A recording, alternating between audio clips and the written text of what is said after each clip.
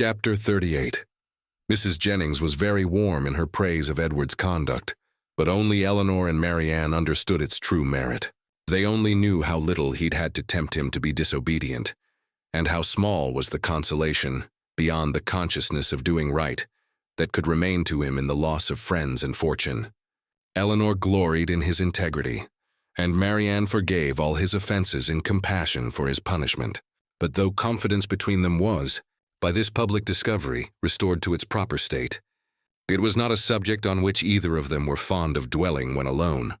Eleanor avoided it upon principle, as tending to fix still more upon her thoughts, by the too warm, too positive assurances of Marianne, that belief of Edward's continued affection for herself, which she rather wished to do away. And Marianne's courage soon failed her, in trying to converse upon a topic which always left her more dissatisfied with herself than ever, by the comparison it necessarily produced between Eleanor's conduct and her own. She felt all the force of that comparison, but not as her sister had hoped. Towards her to exertion now, she felt it with all the pain of continual self-reproach, regretted most bitterly that she had never exerted herself before. But it brought only the torture of penitence without the hope of amendment. Her mind was so much weakened that she still fancied present exertion impossible, and therefore it only dispirited her more.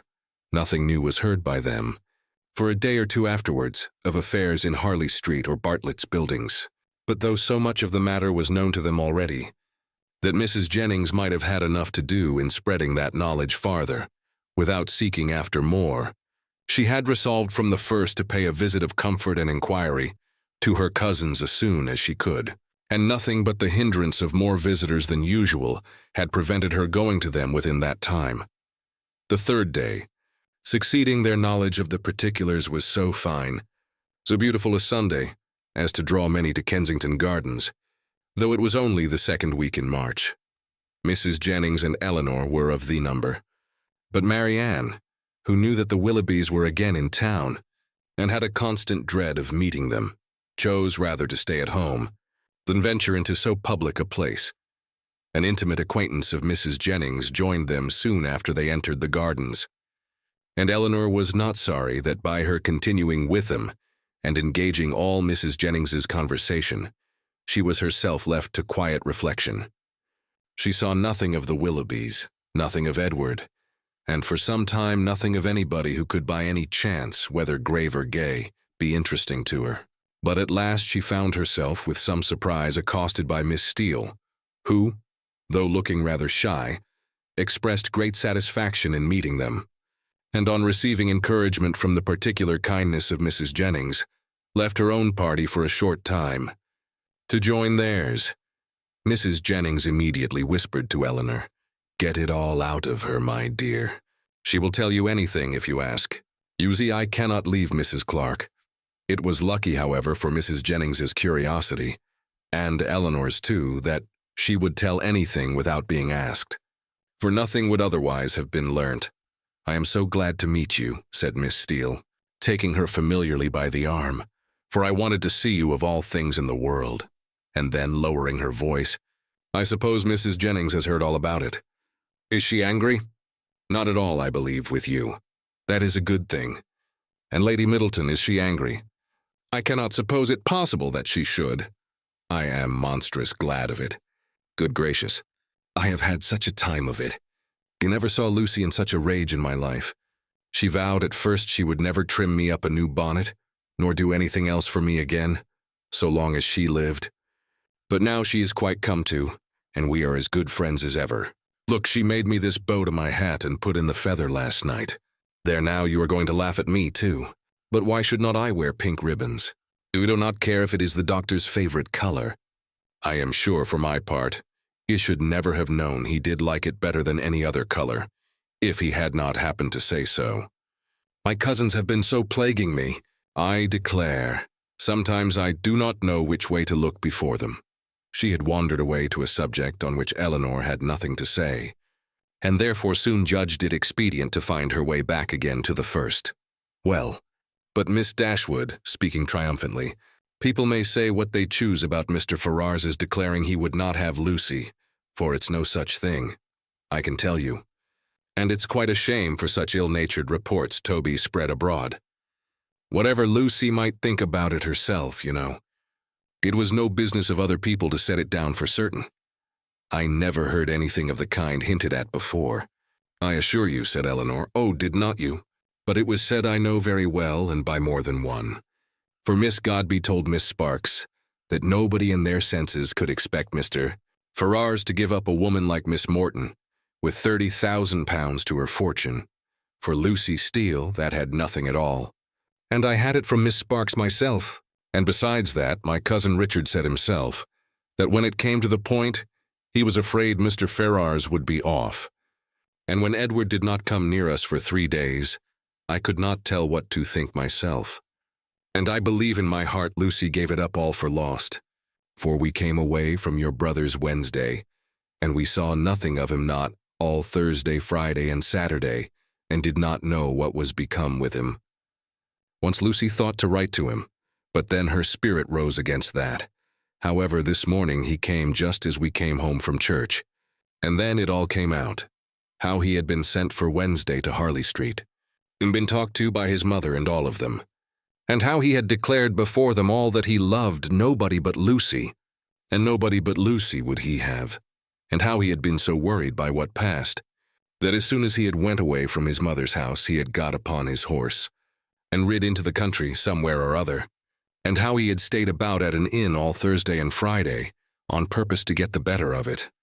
And after thinking it all over and over again, he said, it seemed to him as if, now he had no fortune and no nothing at all, it would be quite unkind to keep her on to the engagement, because it must be for her loss. For he had nothing but £2,000, and no hope of anything else. And if he was to go into orders, as he had some thoughts, he could get nothing but a curacy. And how was they to live upon that? He could not bear to think of her doing no better, and so he begged, if she had the least mind for it, to put an end to the matter directly, and leave him to shift for himself. I heard him say all this as plain as could possibly be, and it was entirely for her sake and upon her account that he said a word about being off, and not upon his own. I will take my oath he never dropped a syllable of being tired of her, or of wishing to marry Miss Morton, or anything like it. But to be sure, Lucy would not give ear to such kind of talking. So she told him directly, with a great deal about sweet and love, you know, and all that. Oh la, one can't repeat such kind of things, you know. She told him directly. She had not the least mind in the world to be off, for she could live with him upon a trifle, and how little soever he might have, she should be very glad to have it all, you know, or something of the kind. So then he was monstrous happy, and talked on some time about what they should do, and they agreed he should take orders directly, and they must wait to be married till he got a living. And just then I could not hear any more, for my cousin called from below to tell me Mrs. Richardson was come in her coach, and would take one of us to Kensington Gardens. So I was forced to go into the room and interrupt them, to ask Lucy if she would like to go, but she did not care to leave Edward. So I just run upstairs and put on a pair of silk stockings, and came off with the Richardsons. I do not understand what you mean by interrupting them, said Eleanor. You were all in the same room together, were not you? No, indeed, not us, la. Miss Dashwood, do you think people make love when anybody else is by? Oh, for shame. To be sure you must know better than that, laughing affectedly. No, no. They were shut up in the drawing-room together, and all I heard was only by listening at the door. How?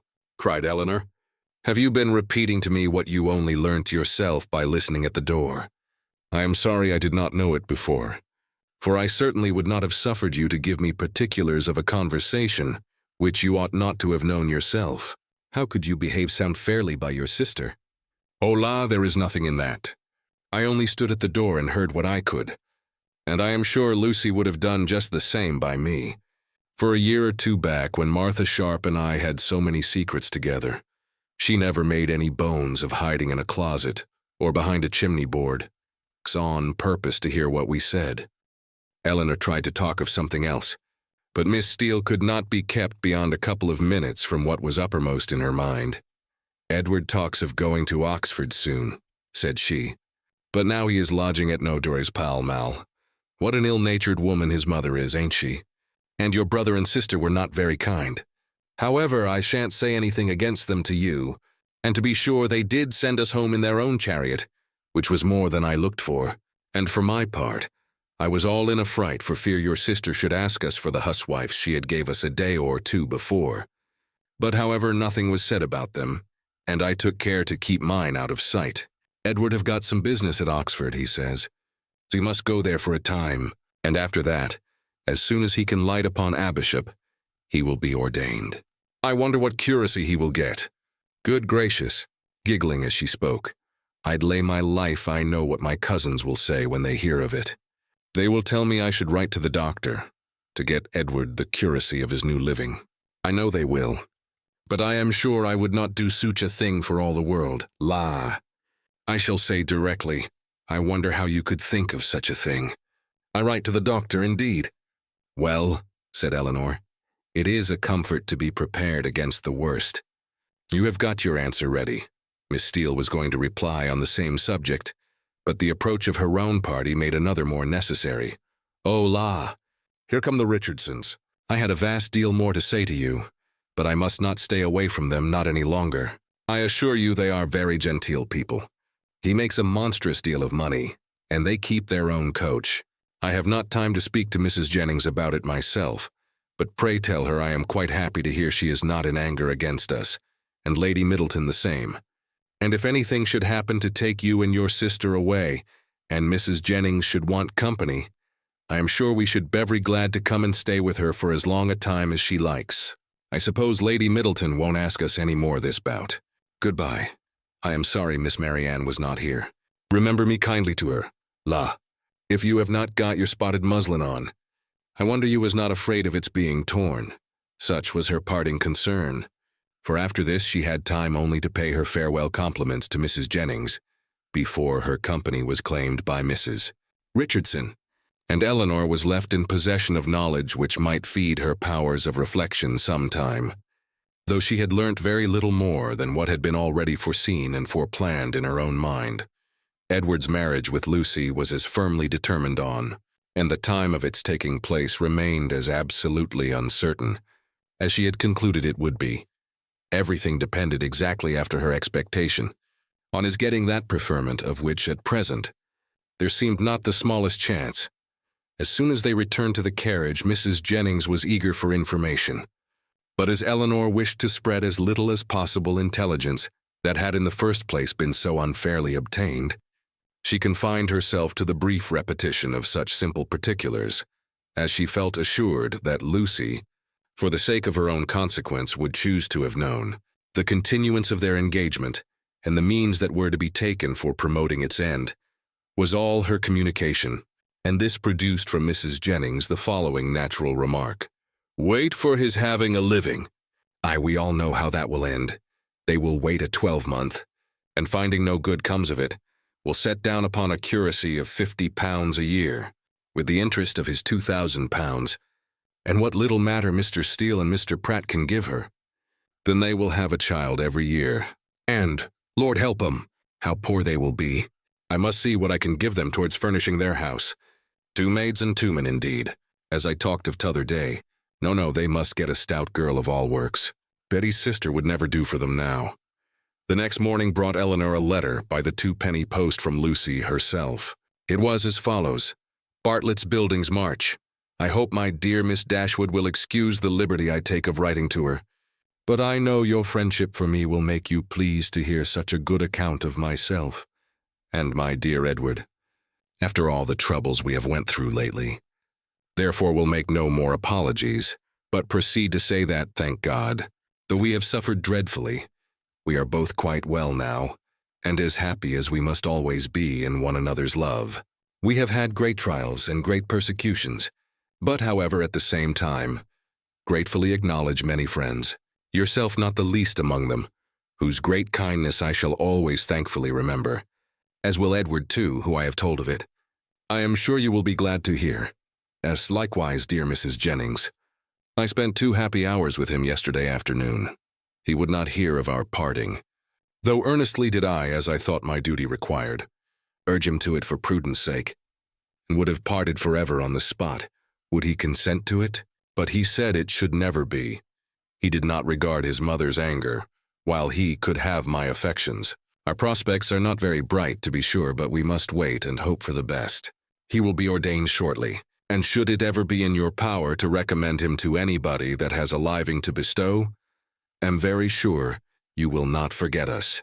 And dear Mrs. Jennings, too. Trust she will speak a good word for us to Sir John, or Mr. Palmer, or any friend that may be able to assist us. Poor Anne was much to blame for what she did, but she did it for the best, so I say nothing. Hope Mrs. Jennings won't think it too much trouble to give us a call. Should she come this way any morning, 'twould be a great kindness, and my cousins would be proud to know her. My paper reminds me to conclude. 18 and begging to be most gratefully and respectfully remembered to her, and to Sir John, and Lady Middleton, and the dear children when you chance to see them, and love to Miss Marianne, I am, N.C., etc. As soon as Eleanor had finished it, she performed what she concluded to be its writer's real design, by placing it in the hands of Mrs. Jennings, who read it aloud with many comments of satisfaction and praise. Very well indeed. How prettily she writes. Aye, that was quite proper to let him be off if he would. That was just like Lucy, poor soul. I wish I could get him a living with all my heart. She calls me dear Mrs. Jennings, you see. She is a good-hearted girl as ever lived. Very well, upon my word. That sentence is very prettily turned. Yes, yes, I will go and see her, sure enough. How attentive she is to think of everybody. Thank you, my dear, for showing it me. 'Tis as pretty a letter as ever I saw, and does Lucy's head and heart great credit.